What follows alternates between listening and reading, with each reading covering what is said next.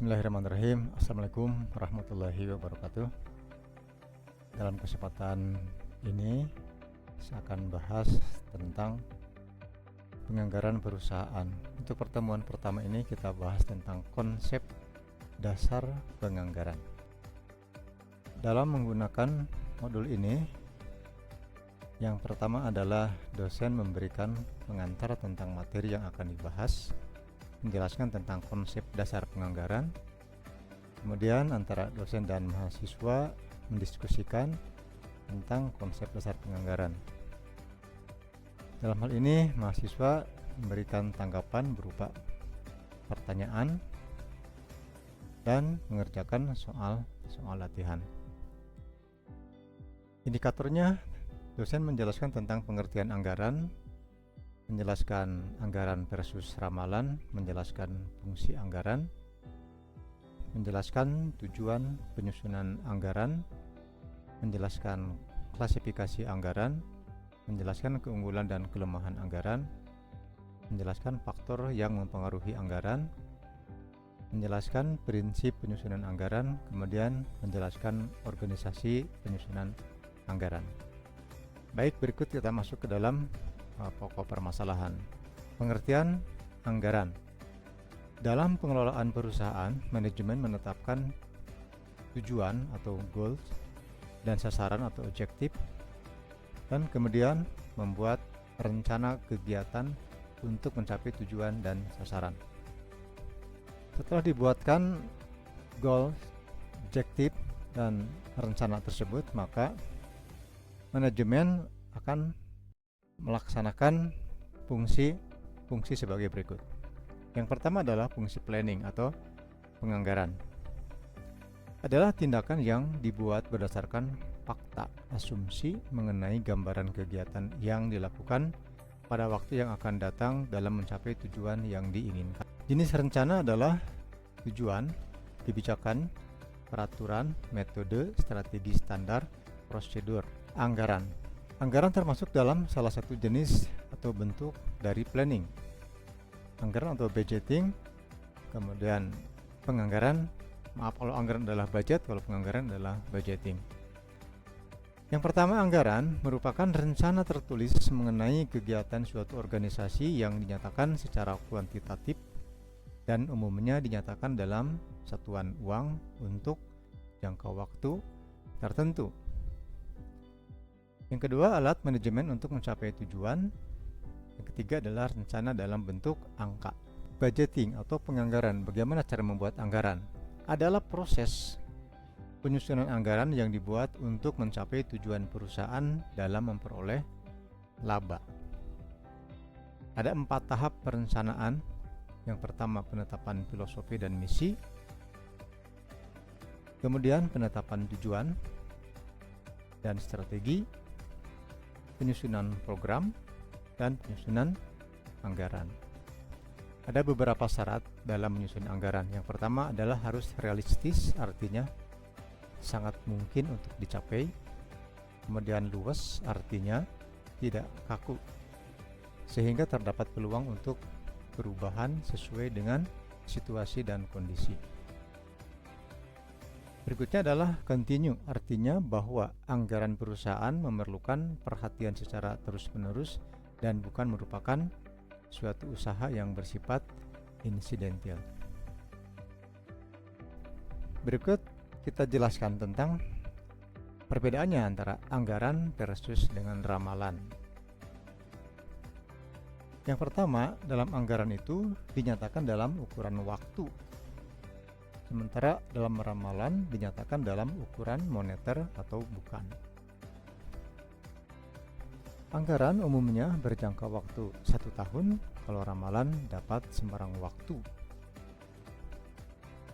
Anggaran berisi komitmen manajemen untuk mencapainya, sementara kalau ramalan, peramal tidak bertanggung jawab atas tercapainya ramalan. Anggaran ditelaah dan disetujui oleh pimpinan yang lebih tinggi daripada penyusunan usulan anggaran. Sementara ramalan tidak selalu disetujui oleh pimpinan yang lebih tinggi. Setelah disahkan, tidak dapat diubah kecuali dalam kondisi khusus untuk anggaran. Sementara kalau ramalan bisa segera diperbaharui jika ada informasi baru yang menunjukkan perubahan kondisi. Anggaran secara periodik realistis dibandingkan dengan anggaran, dan penyimpangan dianalisis dan ditindaklanjuti. Sementara kalau ramalan, penyimpangan terhadap ramalan tidak dianalisis secara formal atau secara periodik atau tidak ditindaklanjuti. Di bidang planning adalah membuat manajemen, meneliti dan mempelajari segala masalah yang berkaitan dengan aktivitas yang akan dilaksanakan, membantu mengarahkan seluruh sumber daya yang ada di perusahaan dalam menentukan arah atau aktivitas yang paling menguntungkan, membantu arah atau menunjang kebijaksanaan perusahaan, membantu manajemen memilih tujuan perusahaan, membantu menstabilkan kesempatan kerja yang tersedia, membantu pemakaian alat-alat fisik secara lebih efektif.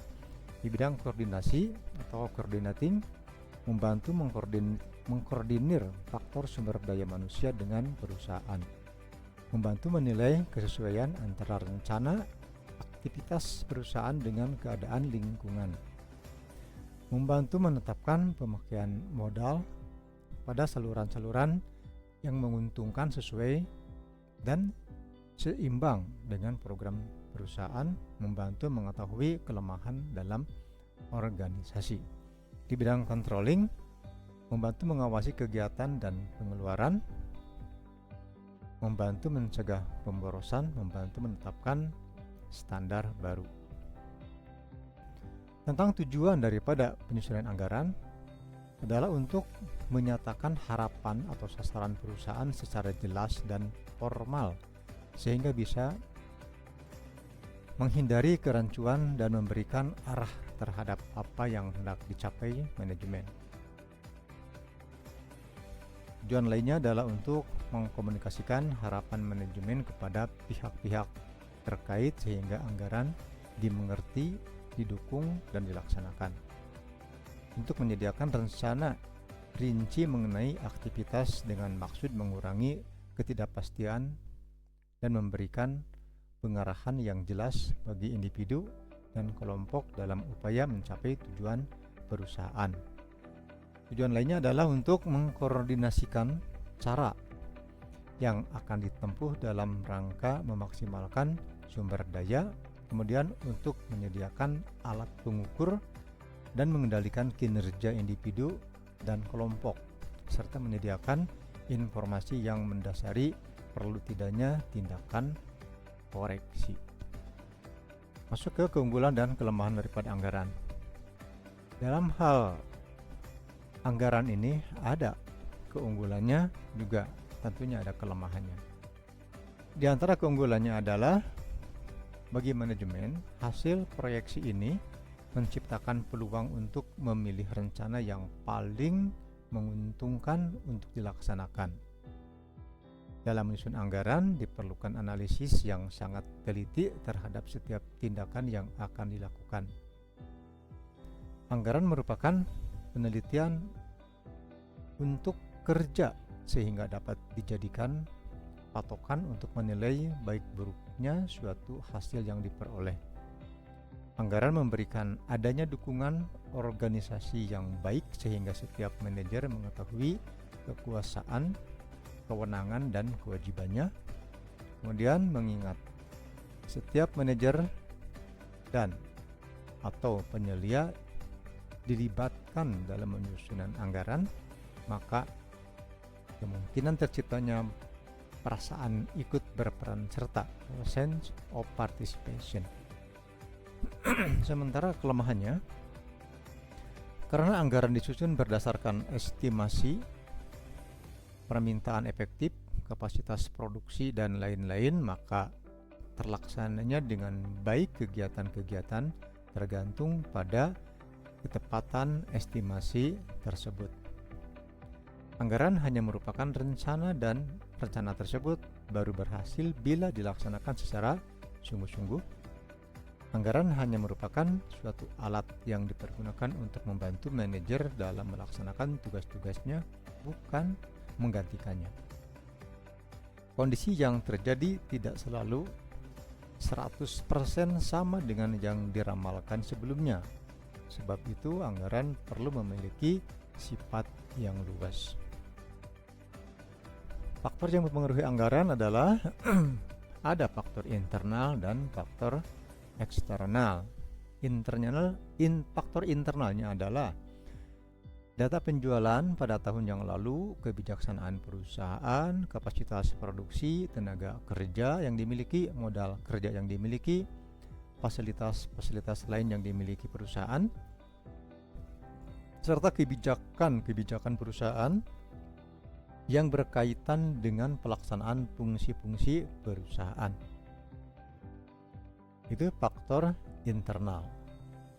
Sementara faktor eksternalnya adalah keadaan persaingan, tingkat pertumbuhan penduduk, tingkat penghasilan masyarakat, tingkat penyebaran penduduk, agama, adat istiadat, dan kebiasaan masyarakat, berbagai kebijaksanaan pemerintah baik di bidang politik, ekonomi, sosial, budaya, maupun keamanan. Keadaan perekonomian nasional maupun internasional. Tentang prinsip penyusunan anggaran, yang pertama, manajemen involvement, organization adoption, responsibility accounting, goal orientation, goal communication, realistic expectation, timelines, flexible application, and reward and punishment. Manajemen involvement, keterlibatan manajemen dalam penyusunan rencana, mempunyai makna bahwa manajemen mempunyai komitmen yang kuat untuk mencapai segala sesuatu yang direncanakan. Organizational adoption, suatu rencana keuangan harus disusun berdasarkan struktur organisasi di mana ada ketegasan garis wewenang dan tanggung jawab. Seorang manajer tidak dapat memindahkan tanggung jawab atas suatu pekerjaan walaupun dapat melimpahkan sebagian wewenangnya kepada bawahannya. Responsibility accounting, agar rencana keuangan dapat dilaksanakan dengan baik, maka harus didukung dengan adanya sistem responsibility accounting yang polanya disesuaikan dengan pertanggungjawaban organisasi. Goal orientation, penetapan tujuan yang realistis akan menjamin kelangsungan hidup dan pertumbuhan perusahaan dalam jangka panjang. Goal communication, suatu perencanaan dan pengendalian dapat berjalan secara efektif apabila antara tingkatan manajemen mempunyai pemahaman yang sama tentang tanggung jawab dan sasaran yang harus dicapai. Realistic expectation, dalam perencanaan manajemen harus menghindari konservatisme dan optimisme yang berlebihan yang menjadikan sasaran tidak dapat dicapai, sehingga manajemen harus menetapkan sasaran yang realistis, artinya sasaran yang memungkinkan dapat dicapai. Timelines, laporan-laporan berupa informasi harus diterima manajer tepat pada waktunya sehingga informasi tersebut efektif dan berguna bagi manajemen. Flexible application, perencanaan tidak boleh kaku, tetapi harus terdapat celah untuk perubahan sesuai dengan situasi dan kondisi yang terjadi. Berikutnya adalah reward and punishment. Manajemen memberikan penilaian kinerja. Manajemen yang kinerjanya bagus dan buruk harus diketahui manajemen sehingga pemberian reward dan punishment menjadi lebih transparan. Kalau kita lihat daripada struktur organisasi penyusunan anggaran, kita lihat di sini ada rapat umum pemegang saham, ada dewan komisaris, kemudian ada komite anggaran, ada manajer departemen, ada departemen anggaran. Manajer departemen penyusunan anggaran ada di departemen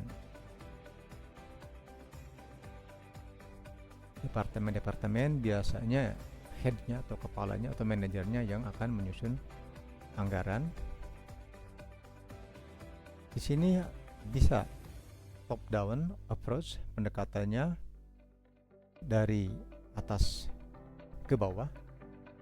Juga ada bottom up approach, mengajukan usulan dan rancangan anggaran. Departemen anggaran akan membuat kompilasi dan analisis untuk disampaikan kepada komite anggaran. Di sini ada penelaahan dan ada persetujuan. Berikutnya, komite anggaran akan menyampaikan kepada Dewan Komisaris. Setelah diadakan analisis oleh Dewan Komisaris, maka akan dilakukan pengesahan. Keanggotaan dari komisi anggaran ada salah seorang anggota direksi, kemudian manajer pemasaran, manajer produksi, manajer keuangan, manajer bagian umum, administrasi, dan personalia. Fungsi pokok daripada komite anggaran menentukan kebijaksanaan umum, meminta, menerima, dan menelaah taksiran anggaran individu, menyarankan revisi kalau diperlukan, menyetujui anggaran dan revisi anggaran, menerima dan menganalisa laporan keuangan. Hubungan antara budgeting dengan accounting. Accounting menyediakan data historis untuk tujuan analisis dalam menyusun rencana perusahaan. Komponen budgeting yang dinyatakan secara finansial disusun dalam format accounting. Accounting menyediakan data aktual yang digunakan untuk evaluasi. Secara garis besar, itulah tentang konsep dasar dalam menyusun suatu anggaran. Untuk memberikan tanggapan daripada materi ini, maka mahasiswa bisa melaksanakan tugas yang disampaikan berikut ini. Demikian materi pertemuan pertama tentang konsep dasar penganggaran perusahaan, konsep dasar penyusunan penganggaran perusahaan. Terima kasih atas segala perhatiannya. Sampai ketemu lagi di pertemuan berikutnya. Kita akan bahas tentang forecasting anggaran. Terima kasih. Assalamualaikum warahmatullahi wabarakatuh.